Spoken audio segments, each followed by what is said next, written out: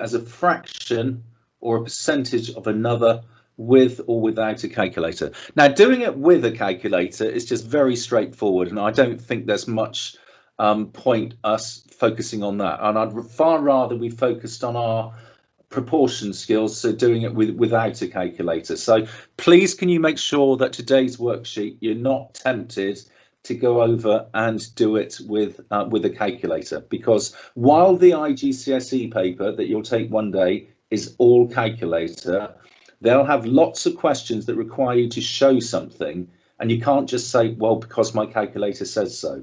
So you will need to have developed all your non-calculator skills, you know, your mental maths really well. Okay, so please today, can we try and do the worksheet without a calculator? Okay, now it's quite a straightforward worksheet. Okay, I think there are two types of questions that are cropping up, so I'm just going to model each of these.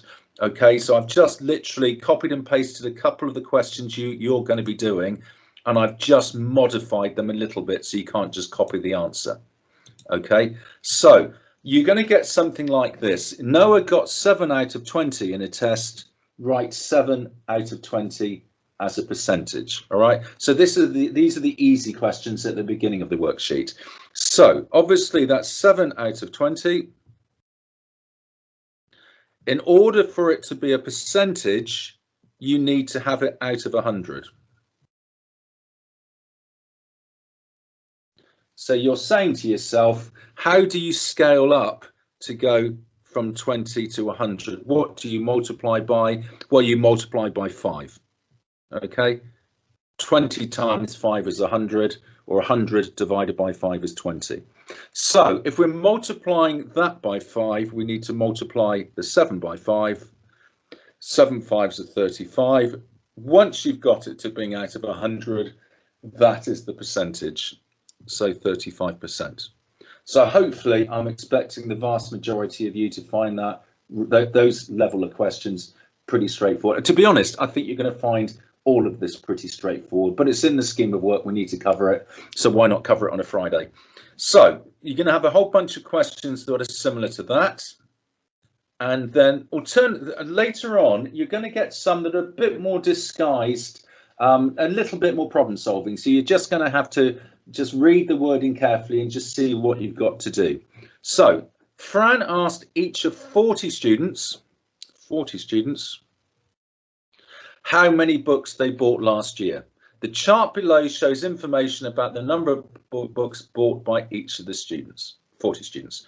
And the question says, work out the percentage of these students who bought 15 or more books. So 15 or more books, here's the number of books at the bottom. So 15 or more is going to be these people and these people on the end. All right, it's the people who bought between 15 and 19, and those people who bought between 20 and 24. So how many people bought between 15 and 19 books? Just read off what it says. The number of students is 6. So that's 6 students there. And that final little column, that's just read across. That's another 2 students. And obviously 6 add 2 equals 8. So you've had to get from the graph that 8 out of 40, remember there were 40 students, it told us that at the beginning of the question, 8 out of 40 bought more than 15 books. Now, again, I don't want you going to a calculator here. This is where you're just going to have to use your proportional skills to turn that into something out of 100. Now, you can do it anywhere you like, but I would suggest the good strategy here is to go back to being out of 10. Okay, out of 10. So how do we go from 40 to 10? We divide by 4. So we have to divide the 8 by 4.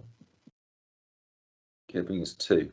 And once we got to it being 2 out of 10, then it's pretty easy to then turn it to being out of 100. Okay, you've just multiplied by 10. So multiplied by 10, we've got it to being 20 out of 100. So the answer is 20%. So that's it, folks. Okay. I'm anticipating, as I said, that you're probably going to crack through these quite quickly.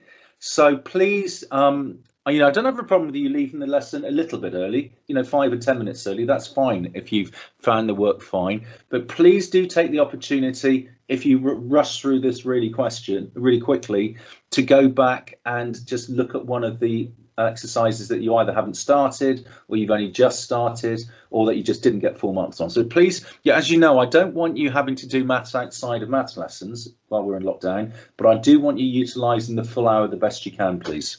So good luck with those, and obviously, as always, I'll be on hand to support you if you do get stuck.